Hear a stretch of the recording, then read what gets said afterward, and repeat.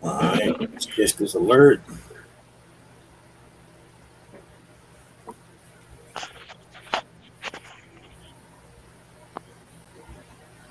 All right, we good. Come.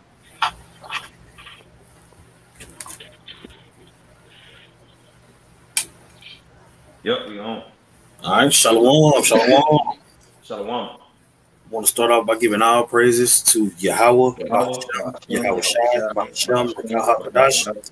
Double honors to the apostles and elders at Great Millstone, and peace and blessings to the Akim teacher about the mind, why month, that's sincerity and truth. Shalom. It's the brother Yatazaka, got the brother Sha'ar with me, and through the Spirit, the Lord allowed us an opportunity to put forth this series that we have been talking about doing, going into the book of Hebrews. We had just recently finished the series, me, him, and his brother Tazamah. And we got through all 12 chapters. It took us a while to do it through the Spirit with schedules changing and all these different things that, that you just got to deal with, what you got to deal with.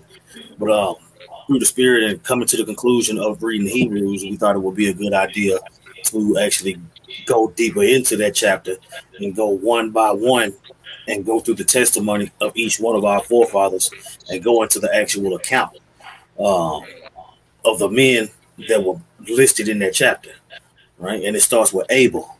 You don't get a whole lot about Abel just reading about him from a carnal aspect, but in the scriptures you see all these different intricate things that attach Abel to the legacy of who later became the Israelites, known as the sons of God beforehand. You see what I'm saying? Abel, I want to say Abel is the son of Adam. You know what I'm saying? And we understand that when the Lord breathed that breath into Adam, his son that was chosen to take on that lifestyle and to take on that legacy is Abel. And we know that Abel was murdered by his brother Cain. You see? But for Abel to only be talked about for the small amount that he was, but be the first of our forefathers, you know what I'm saying, to have enough faith to be documented in this record. It's an amazing thing to see that Abel is really talked about a lot in the scriptures. You know what I'm saying? You receive it, But you got something? Yeah, before we get started? I'm sorry? I'm saying, did you have something before we get started? Yeah, I got a quick precept in Luke 11:51. Go for it. It says, from the blood of Abel unto the blood of Zacharias, which perished between the altar and the temple. Verily I say unto you, it shall be required of this generation. That sacrifice of Abel right there, really his death, it shows you the temple work that they was doing. Like, it was a tabernacle and everything. You know what I'm saying? It wasn't just out there on the field and then, like the sacrifice was made. Like, there was a priesthood that was already established under Adam. You know what I'm saying? And Cain and his brother Abel were priests under Adam. And that's what I'm saying. So and you pass down the priesthood. Mm-hmm. You see? Yeah. And Abel was murdered before he was able to pass down the priesthood. Right. See? Right. But him being a priest, he was a keeper of the sheep. Mm-hmm. You know what I'm saying? They tell you in the commentary that he was a keeper of the sheep. Right. You know what I'm saying? And when you think about sheep and lambs and the flock and all these things, all these precepts start just whizzing through your head. Mm-hmm. You know what I'm saying? But we're going to focus on our forefather Abel in this installment of introducing the world to the Israelites. Right. Hebrews 11. So I got a couple of these. I'm going to read a couple of these screenshots that I took from the Masor app. All right, let me get my. All right. Yeah, it has some pretty interesting stuff in there. All right. It says Abel was a keeper of the sheep, a calling which he either chose himself or his father put him to it and gave him. For though his brother talks about how they had a large estate, and you know what I'm saying, because they was ruling, right? It says, being the heirs of Adam, the Lord of the whole earth, yet they were not brought up in idleness, but in useful laborers' employments. So Cain was a tiller of the ground, and Abel was a keeper of the sheep. You know what I'm saying? And when you go into that keeper of the sheep, he fed the flock. You know what I'm saying? And all the duties that go along with keeping the sheep, that is what was given to Abel. You see? All right, let me see. I had another one. Yeah, it says, and he's as he was a shepherd, his flock consisted of sheep, and the firstlings of these, the lambs that were first brought forth, he presented as an offering to the Lord, right? Like he's supposed to, right? He was taught that. It says, and which after was frequently used in sacrifice and were the proper type of Hamashiach. It was a proper emblem to represent Yahushua. You know what I'm saying? So that whole keeping of the sheep, the lamb, and that whole thing, it goes all the way back to Abel. All that was happening there, it was all about feeding the flock and keeping the sheep. It was all about the priesthood. That's what I'm saying. That life that was breathed into Adam, it was directly breathed. It was directly given to Abel. That's what I'm saying. That father and son relationship. You see, even though Cain was older, that's what I'm saying. You notice with Jacob and Esau, Isaac, his favorite was Esau, but with Adam, his favorite had to have been Abel. Had to be. He taught him everything he knew. Right. You can assume that. You can extrapolate that from the scripture. Right. All right, you got it. Yeah, I was even going to say in ancient manners and customs as well. When you go into a household, a father, wife, and they had children and they had land and substance, it was always the youngest child that was the tiller that would till the sheep. You know what I'm saying? Like we're going into the example of Abel, and you even brought up the example of David earlier. You know what I'm saying? David was the youngest out of all of his brethren, which he was favored by the Most High. And also, too, when you read about David, David was also tending to the sheep. You know what I'm saying? As the baby, because it was always the youngest child's job. Obviously, with the firstborn, he's going to do it. But then if you have another son, then that son is going to do it, and so forth. It's always the job of the youngest, which is a beautiful thing of how we are as Israel being the youngest nation and being so heavy when it comes to the land and the sheep and making sure the sheep are fed. You know what I'm saying? But researching about Abel, that's something I found out. Yeah, I would say even with Jacob, Jacob kept the sheep. He kept the sheep. You know what I'm saying? When he was with Laban and that whole thing, he sure did, bruh. Yeah. You know what I'm saying? If you can receive it, Abel is all over the place. Yeah, you know, absolutely. You got it. That was it on that point. All right, I'm gonna get Hebrews 11 real quick. All right, this is Hebrews 11:1. It says, "Now faith is the substance of things hoped for, the evidence of things not seen. For by it the elders obtained a good report. Through faith we understand that the worlds were framed by the word of the Most High, so that the things which are seen were not made of things which do appear." You know what I'm saying? And the word of the Most High framing everything. The word of the Most High framing everything is Yahushua, giving those instructions. You see, and once he was getting, and once those instructions were breathed into Adam, he gave those same instructions to Abel. Right. All right. Keep going. God. It says, by faith, Abel offered unto the Most High a more excellent sacrifice than Cain, by which he obtained witness that he was righteous. Right. So we're gonna get some words. Yeah. We're gonna get some words. All right, obtained. We're gonna get obtained. All right. Matter of fact, we're gonna get offered too. Yeah, we're gonna get offered.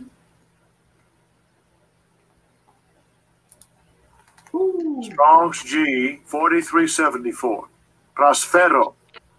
All right, to bring to lead one to a person who can heal him or is ready to show him some kindness, one to a person who is to judge him, right? What word you at? You say what? Offered. Oh, offered. Okay. Yeah, Abel offered, right? It says to bring to bring a present or a thing, to reach or hand one thing to one, to put to be born towards, right? To attack, to assail, to behave oneself towards one, to deal with one, right? So the Lord, so, matter of fact, let me make sure I'm sharing my screen too. Let me go ahead and pull that up. Yeah. Okay. So Abel offered, right? You offer your sacrifice. Right. So it said that Abel offered, right? Abel offered a more excellent sacrifice than Cain, right?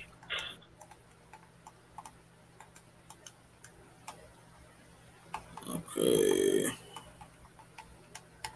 Obtain witness. That's what I want to, right? Obtain witness. Martyrio, right? We get that word a lot, right? To be witness, to bear witness, to affirm that one has seen or heard or experienced something, that he knows it to be taught by divine revelation or inspiration. This is talking about Abel now. Right. Abel didn't last that long, right? It says to give, not to keep back testimony, to utter honorable testimony, give a good report, conjure, implore, right? All right. And then we always go into that word martyr because it like one also is considered a martyr when they're put to death for something that they've done in righteousness. Right. You know, that's something that stands out. And even when you went into that word offered, bro, one of the definitions says to behave oneself toward one, meaning like a conversation.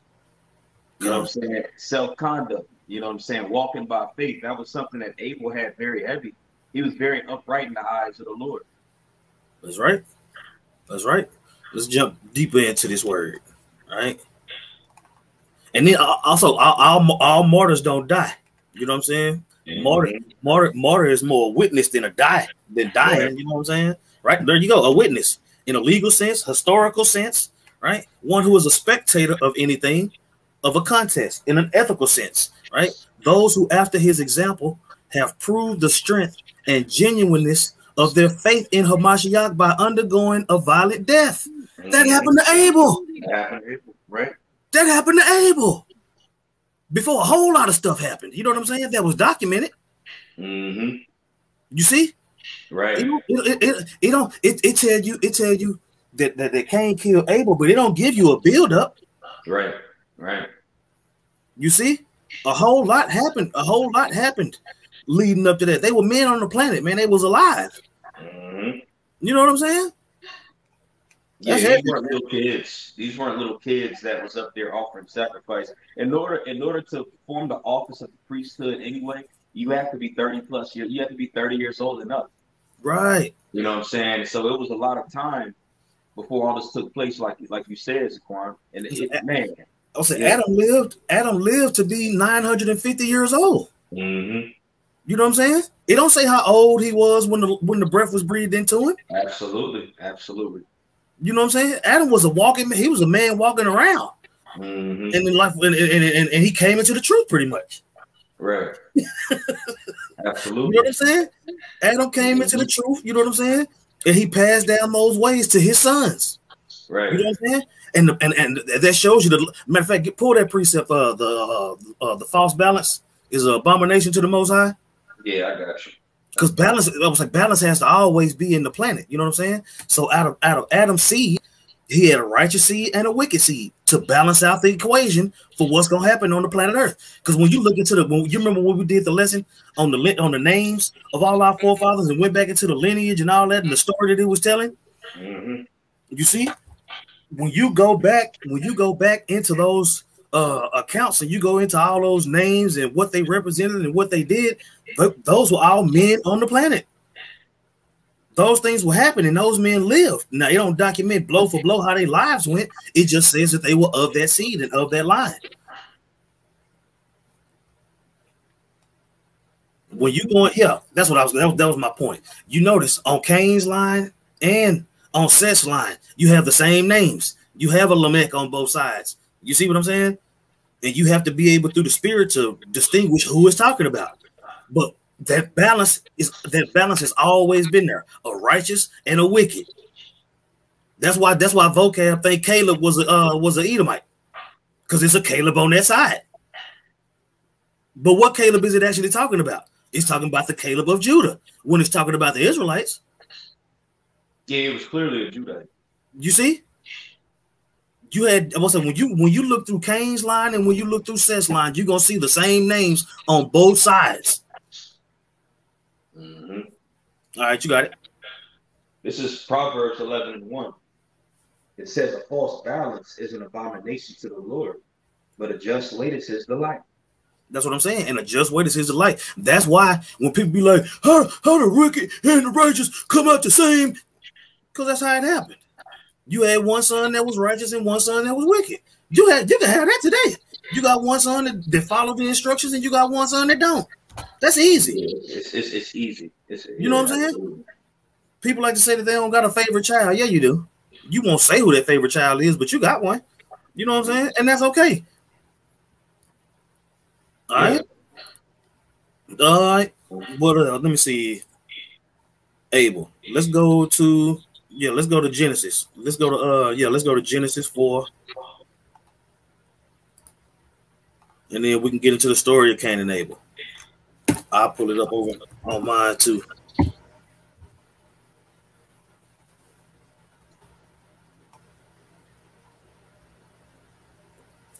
I can read it. All right, go ahead and pull Luke 11. Matter of fact, no, don't, you ain't got to do that. Never mind, I'm tripping. I'll do it. All right, this is Luke 11:51. It says, "From the blood of Abel unto the blood of Zacharias, which perished between the altar and the temple, verily I say unto you, it shall be required of this generation." All right, I remember you mentioned that earlier. Yeah. And I'll actually bring out the precept to that one in Matthew because the way it's worded, it stands out a lot. Okay. What's the precept of Matthew? Matthew 23:35. Yeah, okay, that's what's up. All right, this is Matthew chapter 23, verse 35. It says that upon you may come all the righteous blood shed upon the earth from the blood of righteous Abel, right? Unto the blood of Zacharias, son of Barachias, whom ye slew between the temple and the altar. Verily I say unto you, all these things shall come upon this nation. You got it. Yeah, bro. It says righteous Abel right there, man. You made the point earlier. In Hebrews 11, it mentions Abel, but we don't really have a whole lot from Abel's walk. We don't really have nothing from his walk except for him dying real quick. You know what I'm saying? It started off with him. That goat, that lamb. It started off with him. Yeah. Yeah, it's the chapter regarding faith started with a man that didn't last that long. Mm-hmm. You know what I'm saying? That's right. Man, that's heavy, man. And I got that word righteous pulled up right here too. Let's go. That word righteous in the Greek is dikaios. It be pronounced dikaios. And when you go into it, it says observing divine laws. All right, so he was obedient, very obedient. It says in a wide sense, upright, righteous, virtuous, keeping the commands of the Most High. That's what I'm saying. Keeping the commands of the Most High. That lets you know that was oral. Mm-hmm. That lets you, that's proof that it was oral back then. Right. You see? And Cain was of the same household. You see? Mm-hmm. So the Lord set it up for him not to receive it. He didn't receive it the way Abel received it because he wasn't the chosen out of those two. You got it. That's right. It says of those who seem to themselves to be righteous, who pride themselves to be righteous, who pride themselves in their virtues, whether real or imagined, innocent, faultless, and guiltless. So he was that sounds like the elect. Yeah. He was without God. The characteristics of the elect was all the way back during the time of Abel, and you know what I'm saying? Mm-hmm. Like, bro, right. It ain't no. That's what I'm saying. Google. Is it anything that says how old Abel was when he died? You know what I'm saying? It ain't nothing. It won't give you nothing. You got it. You can keep them going into definitions. Yeah, con. Shit, 1 sec. There we go. All right. It says, used in him whose way of thinking, feeling, and acting is wholly conformed to the will of the Most High. Bro, his eye was single as heck, man. Abel's eye was extremely single. I'm gonna read that again. Whoa, bro. What's up? It's a Abel was 122. Abel. Where'd you look that up at? Bro, I just went into Google and typed in how old was Abel when he died, and it actually finished my question. It actually finished my question. It says Abel was killed when he was 122 years old, 3.5, and when they went out and they found Abel murdered in the merciless manner by the hand of Cain. Okay, that's 3.5. Okay, that ain't got nothing. That's the all right. It says, "And the Most High said to Michael the archangel, say to them," I don't know where this account coming from. This ain't scripture. Yeah. This ain't scripture. Yeah, this ain't scripture at all. But whatever this account is, they say he was 122. Mm-hmm. Which still is transitory compared to 950. You know what I'm saying? Because Cain went on to have hella descendants. You know, you know what I'm saying? He tried to commit genocide on Abel when he went off and had kids. So after he had kids, he went off and got married. I mean, after he killed Abel, he went off and did his thing. Yeah. You know? Mm-hmm. Hey, it said Cain went off into the land of Nod, and when I think of Nod, I always think of sleep, like nodding off. You know what I'm saying? Of darkness. Man. Finishing the definition. God, it says, used of him whose way of thinking, feeling, and acting is wholly conformed to the will of the Most High. Abel was on point, bro. Abel was his eye was single, and he was dead set on serving the Most High in sincerity and truth. He was the good son. Mm-hmm. It says, and who therefore needs no rectification in the heart of life. And then it says, approved or acceptable of the Most High. It says, in a narrower sense, rendering to each his due. And then in a judicial sense, passing the just judgment on the others, whether expressed in words or shown by the manner of dealing with them. And these are all words for righteous. Yep. You know what I'm saying? So it was a self-conduct, man. You know what I'm saying? And then we read it earlier in Hebrews, the 11th chapter. It went into how the Most High testified. He bare witness that he was righteous. You know what I'm saying? By that testimony the Lord shown when that sacrifice was offered. Now, it doesn't really say anything what had taken place, but every time a testimony that the Heavenly Father had done to a righteous sacrifice in a very major way, a miracle pretty much happened, man. Yahushua and Peter, James, and John on the mountain. This is my beloved son. That was a testimony. The fire coming down and smiting Abraham's offering. That was the Most High bearing witness of it and testifying of gifts. He always done it in very extreme ways, man. Look how he's getting ready to come back and save his elect. You know? And it went into the tabernacle back then, showing you that he was a priest. The glory of the Lord always hovered over the tabernacle, man. You know? So something happened right there. It was a big deal when that sacrifice was offered. That was it for that word righteous, bro. Okay. Was there any other words you wanted to look up in that precept? No, that was it. I just want to touch upon righteous Abel. All right. What else we got? With Abel? That's right. We was going to Genesis. Yep. And I got to pull it up for you too whenever you're ready. Okay, come on. I'm gonna pull it up on the screen too. Come. All right. And we could just read the account from the top, bro. Mm-hmm. This is Genesis chapter 4, verse 1.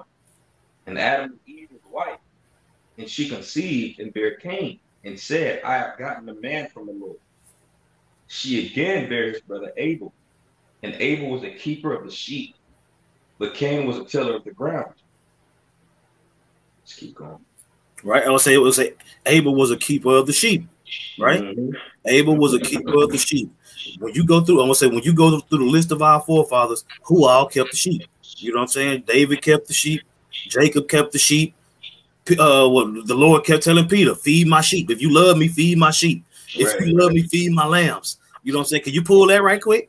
Yeah, I got you. Yeah, if you love me, feed my lambs. If you love me, feed my sheep. We'll say the tending to the sheep is very important. You know what I'm saying? That being a metaphor for the leader of Israel watching over the people. As is the king, so is his people. You see? And the Lord is giving the Lord is giving the hands. The Lord will be soon giving the earth into the hands of the righteous, as He did give it into the hands of the wicked. You see, Cain don't win this time. Esau don't win. You see, right. I got it right here. John 21. This is the book of St. John, chapter 21, verse 15, and it says, "So when they had dined, Yahushua said to Simon Peter, Simon, son of Jonas, lovest thou me more than these? And he said unto him, Yea, Lord, thou knowest that I love thee. He said unto him, Feed my lambs." Verse 16, and he said unto him again the second time, Simon, son of Jonas, lovest thou me? He said unto him, Yea, Lord, thou knowest that I love thee. He said unto him, Feed my sheep. He said unto him the third time, Simon, son of Jonas, lovest thou me? That's what I'm saying. That's 3 times. He told him 3 times. 3 times is so it can stick. You know what I'm saying? 3 times. What 3 is it 3 understanding? Yeah, 3 is understanding. You know what I'm saying? So we understood that Abel kept the sheep. We understood that Jacob kept the sheep. We understood that David kept the sheep. We understood that Peter kept the sheep. You know what I'm saying? It's a constant. It's a constant. You know what I'm saying? That the Lord put the spirit on men to tend to His flock, take care of my people. You know what I'm saying? Yahshua say it all the time, man. You can't love Israel more than the Lord loved Israel. You know what I'm saying? Ain't no way. Every time I say through captivity after captivity, through time period after time period, the Lord wants His people to be taken care of, and He sets men up to do so. Right. And Abel was one of those men. You see, and even though he got killed at an early age, you know what I'm saying? Through the Spirit, his duties continued through Jacob, through David, through those men that every time they came back to do the same thing, watch over Israel. Zerubbabel, king of Israel. You know what I'm saying? It's a constant, man. Go ahead. Come. It says, he said unto him the third time, Simon, son of Jonas, lovest thou me? Peter was grieved because he said unto him the third time, lovest thou me? And he said unto him, Lord, thou knowest all things. Thou knowest that I love thee. Yahweh said unto him, Feed my sheep. That's what I'm saying, man. The sheep being fed is very important to the Most High, man. Right. See? All right, let's get back. And this also shows you too that as Abel, like as he watched over and kept the sheep, like he was a really good shepherd too. You know what I'm saying? Because that's highly esteemed, high in the eyes of the Lord, how you treat your beast. You know what I'm saying? That was part of his walk as well, his level of responsibility, discipline, and his love toward the flock, man. Makes sense why it was such a huge sacrifice as well to do it, because you had to give the best of the flock to the Lord, man. And you build bonding time with those sheep, you know. Yeah, man. I would say that's all you do. I would say I'm talking about when it comes to protecting the sheep, man. You fighting off different animals and doing all it, bro. Abel was doing that, bro. He was doing that, bro. All those, bro. Matter of fact, you know what? Let's get the account. If you know where it is, where David, when it described what David was doing to protect the sheep. When he was talking about him fighting lions and bears and doing all that, because what you can do through the Spirit, everything that it describes David as doing to protect the sheep, that's what Abel was doing. You see, and the way that we've read how the Lord had favor on Abel because of how obedient he was, doesn't that resemble David? Yep. Doesn't that resemble Jacob? You know what I'm saying? Jacob, I would say Jacob was a shepherd for what, 14 years? Right. We can get in the accounts of Jacob, the way he handled it. You know what I'm saying? To bring this thing on home, because we only been on for what? We ain't even been on for 30 minutes yet. You know what I'm saying? So we can let's get David in the way he tended to the sheep, and let's get the way Jacob tended to the sheep. I'll look on my side for Jacob. You get David. I already got that pulled up right here for David. Oh, okay, Con, that's what's up. This is 1 Samuel chapter 17. I'm gonna start at verse 32 because we gotta remember, I'll start from the top. It's the beginning of the chapter. But that's when Goliath was talking crap. You know what I'm saying? That's when he was talking that cash money to Israel. He was talking cash money about our God, and David was like, hell no. You know what I'm saying? That's right. So when you read this here in 1 Samuel 17 to 31, actually, no, I'm tripping. It ain't the beginning of the chapter, but I'm gonna start at 31. It says, And when the words were heard which David spake, they rehearsed them before Saul, and he sent forth to him. So it went all the way up to Saul. It ain't like you said directly to Saul. You know, David mentioned it, and remember his brothers called him proud. Yep. When he was talking about that, you know. And this is going into that account. When Saul heard of it, he requested of David, you know. So it says, and when the words were heard which David spake, they rehearsed them before Saul, and he sent for him. And David said to Saul, let no man's heart fail because of him. Thy servant will go and fight with this Philistine. And Saul said to David, thou art not able to go against this Philistine to fight with him, but thou art but a youth, and a man of war from his youth, and he a man of war from his youth. And David said unto Saul, thy servant kept his father's sheep. See, it says it the same exact way with Abel as well. It says, thy servant kept his father's sheep, and there came a lion and a bear, and took a lamb out of the flock. And I went out after him and smote him, and delivered it out of his mouth. And when he arose against me, I caught him by his beard, and smote him, and slew him. Thy servant slew both the lion and the bear, and this uncircumcised Philistine shall be as one of them, seeing he had defied the armies of the living power. That was bro, the beauty of that encounter, because David, he physically defended the sheep with the lion and the bear, and then when it came to the Lord's people, the actual sheep, he defended them from Goliath and the Philistines. Absolutely. You see, so protecting the sheep is a constant. And when you protect the sheep, it can get a little hairy, it can get a little hectic. Yeah. You know what I'm saying? So you can attribute those same qualities to Abel. It said Abel was a keeper of the sheep, right? Absolutely. It says a calling which either he chose himself or his father put on him. Yeah, it was passed down. So either way, you know what I'm saying? It was passed down. You see? And Abel was a tiller of the ground. Was not Adam told that he was going to have to work by the sweat of his brow? That's what Cain picked up as a tiller of the ground. You see? You see? And that's what I'm saying. A tiller of the ground, You see? We was tilling the ground as a punishment. You see? So Cain tilling that ground as a punishment, he didn't like that shit. He was good at it, but he didn't like it. That was his lot. That was his lot, yeah. You see? And Abel that's what I'm saying. Abel received more. He received what Adam was putting down on the balance side.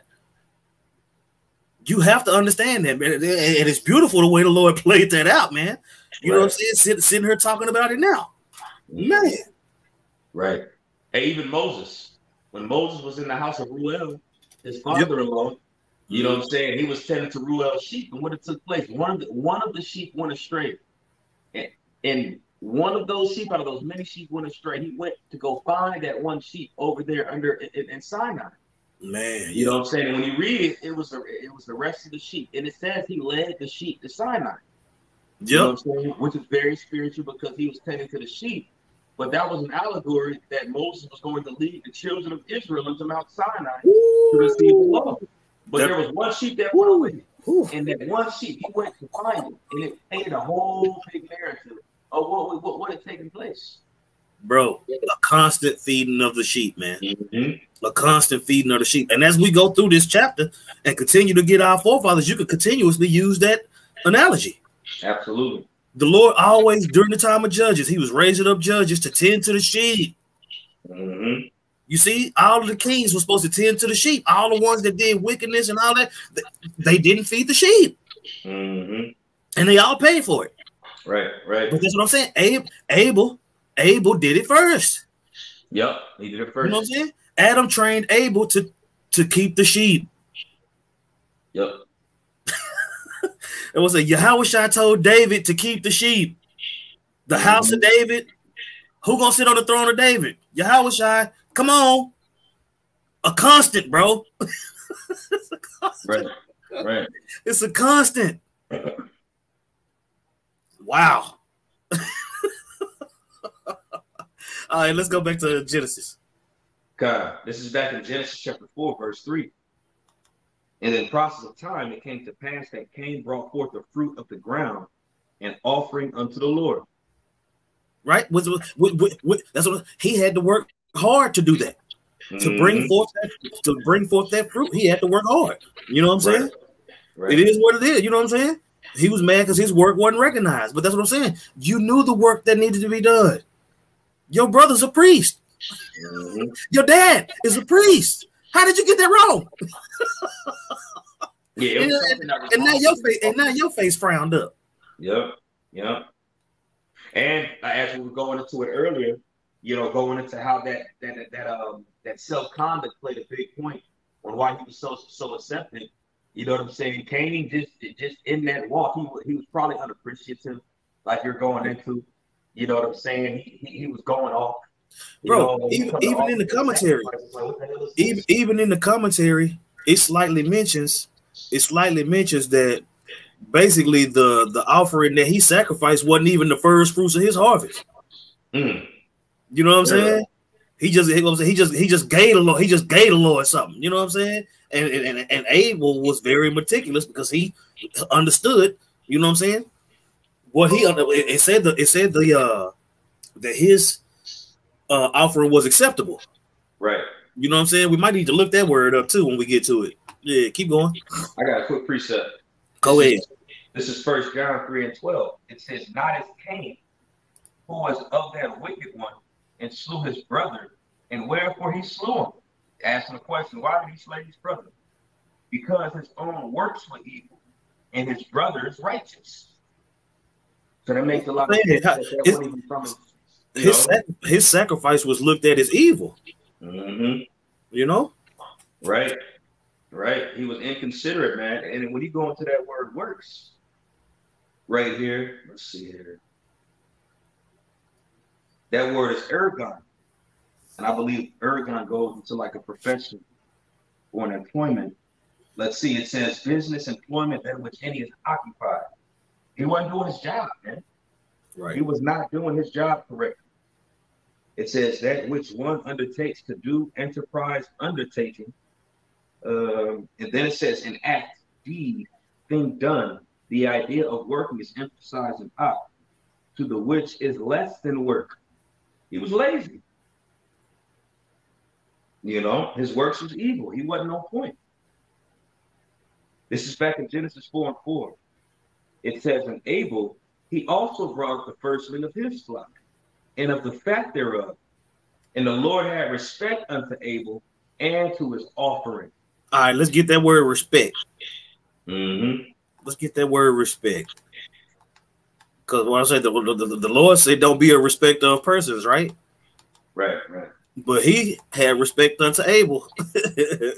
You know what I'm saying? See, the Lord can do what he wants to, man. Like when the Lord talk about dying manfully and all these different things, he's a man of war. You see, it's a way to get on his good side. It's a way to get on his bad side. Right. All right. The word is shawa. All right. To look at or to regard, gaze at, about, to gaze at, regard, behold, to look about, to look away, cause, gaze, to turn away, to look in dismay, gaze about, in anxiety. All right, let me see. We got a root word. All right. Well, that is it. All right. To gaze at, to look at, to regard. All right. To look away. All right. Okay.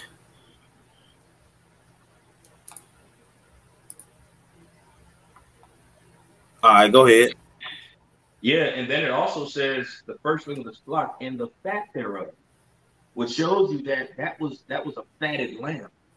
You know what I'm saying? It was taken care of. It was fed. It was nourished. And it also shows you going into the law how that fat is the Lord's portion. And he knew that and understood that fat. So he was pinpoint when it came to the law that wasn't written on tables of stone back then, but it was oral. That's what was being kept to the T, man. He kept the law to the T. He was on point, man. When you continue in verse 5, it says, "But unto Cain and to his offering he had not respect. And Cain was very wroth, and his countenance fell.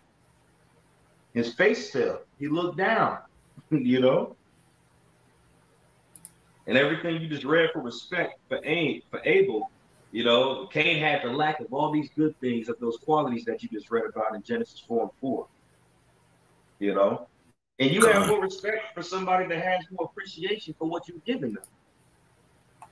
You're gonna have more respect as a father. You know, when this person's appreciating this life, you know, he respects it. I got respect to you. He's not showing appreciation. You know what? I'm gonna give it to him. Same thing applies with the Most High and it's for love. Man. That was pretty much the point on that Genesis 4, unless you wanted more. No, that was the point. I'm looking into Jacob and Laban to see if we could pull something from there regarding how Jacob kept the sheep. I remember he counted them up, and you know what I'm saying. He counted them up and separated them and did all of that. Gotcha. Yeah, you see Genesis 30 and 40. It says, and Jacob did separate the lambs and set the faces of the flocks toward the ring straight, and all the brown in the flock of Laban, and he put his own flocks by separating, separate themselves. All right. Well, it basically goes into the numbers. Yeah, it goes into the numbers of how many sheep he was dealing with. You know what I'm saying? I'm pretty sure we could dig deeper, but not live. We ain't got to dig live. You got anything else about Abel you want to put out there? Because I didn't think we was gonna have this much when the original going into it, but once we started studying it, I was like, okay, we got something here. Oh yeah, God, bro. Yeah, because it would go like he went to his name going into transitory. You know, another one of his names like breath as well. You know what I'm saying? Or also vapor. You know what I'm saying? Because you went into how that transitory, like at a bus or a train, it comes and it goes and it comes and it goes. There was a scripture that I had pulled up right here in James, the 4th chapter. It's going into this life. You know what I'm saying? But it says in James 4:14, whereas you know not what shall be for tomorrow, for what is your life? It is even a vapor that approaches for a little time and vanisheth away.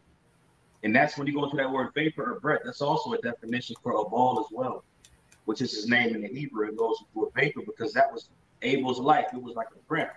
But in that amount of time, he fulfilled a lot.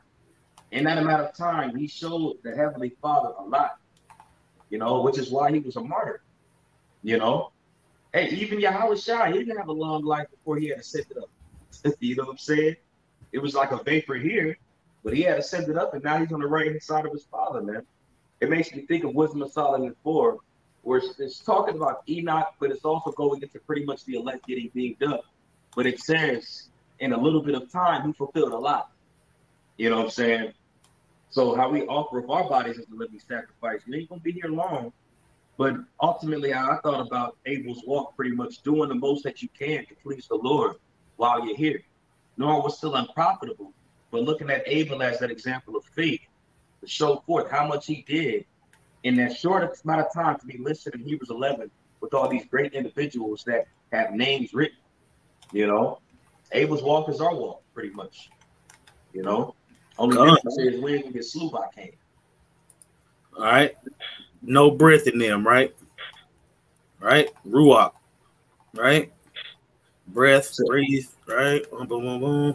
Spirit is that which breathes quickly in animation or agitation. Spirit, all right? Spirit of living, breathing, being in man and animals, right? A gift preserved of the Most High Spirit, departing in death, embodied. All right, we get this. We see this word a lot too, right? Inspiring, ecstatic state of prophecy, right? That's attributed. That's attributed to Abel. Interesting. You know what I'm saying? So he had the breath of the Almighty. You know what I'm saying? That's that breath that was in him, as impelling prophet to utter instruction or warning, right? Imparting warlike energy and executive administration of power, right? Endowing men with various gifts, energy of life, right? This is all attributed to Abel, man. You see? That breath, that Holy Spirit, Abel had it. Abel has it. You know what I'm saying? That's why he heading up. That's why he heading up as the forefather in the chapter. Right. You know, he came through the spirit. Abel came with it, man. Mm-hmm.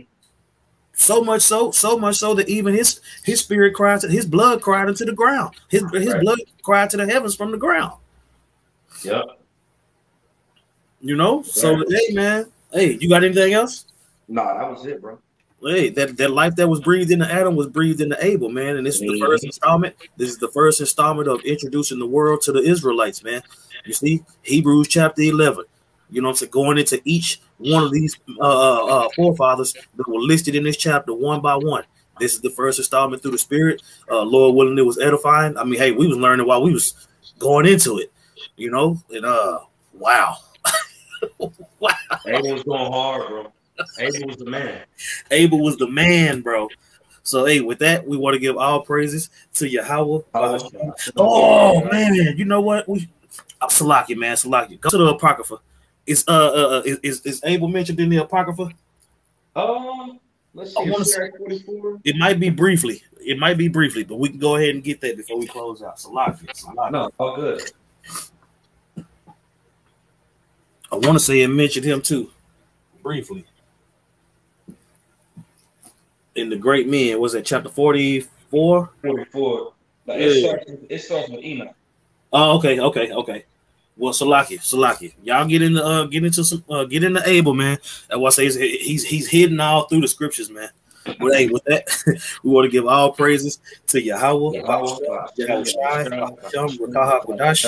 double honors to the apostles and elders at Great Millstone. Peace and blessings to the Akim teaching about the mind, Wa Math. That's the sincerity and truth. Shalom. Shalom.